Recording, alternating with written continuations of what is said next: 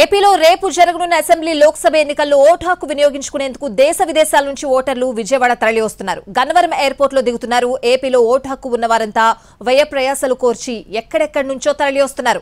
ఇందులో యువతీ యువకులే కాదు వృద్ధులు ఉన్నారు. ఓటు హక్కు వినియోగించుకునేందుకు గన్నవరం విమానాశ్రయంలో దిగుతున్న ప్రయాణికులతో మరింత సమాచారం మా ప్రతినిధి రామ్ అందిస్తారు.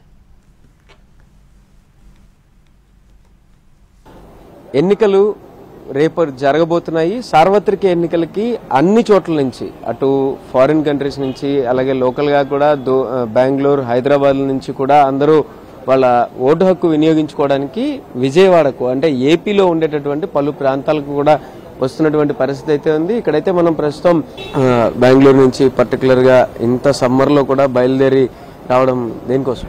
ఓటు బాధ్యత, పౌరులుగా బాధ్యత. ఓటు వేయాలని. ఓటు వేయాలి సార్. అమ్మ చెప్పండి, ఏంటి ఇంత ఎండాకాలం అయినా కూడా బెంగళూరు నుంచి ఆల్ ది వే బయలుదేరి ఫ్లైట్ లో మరి వచ్చారు, ఎట్లా, దేనికోసం యాక్చువల్లీ? ఓటు వేయాలి కదండి, ఉపయోగించుకోవాలి ఓటుని. సో ఇక్కడ చూస్తే ఇక్కడ ఇంకా కొంతమంది యంగ్స్టర్స్ కూడా ఉన్నారు, వాళ్ళని కూడా అడిగే ప్రయత్నం చేద్దాము. చెప్పండి మేడం, ఏంటి బెంగళూరు నుంచి ఇక్కడ దాకా ఏంటి ఓటు వేయడానికి పర్టికులర్ గా వచ్చారా? అవును, ఓటు వేయడానికి. అవును. సో ఇది ఎన్నోసారి ఓటు వేయడం? Third time.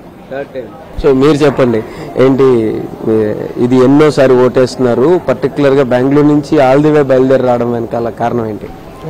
థర్డ్ టైం వేస్తున్నాను. ఖచ్చితంగా అందరూ వేయాలని అనుకుంటాను. నేను ఖచ్చితంగా వేయాలి, మన రెస్పాన్సిబిలిటీ కాబట్టి.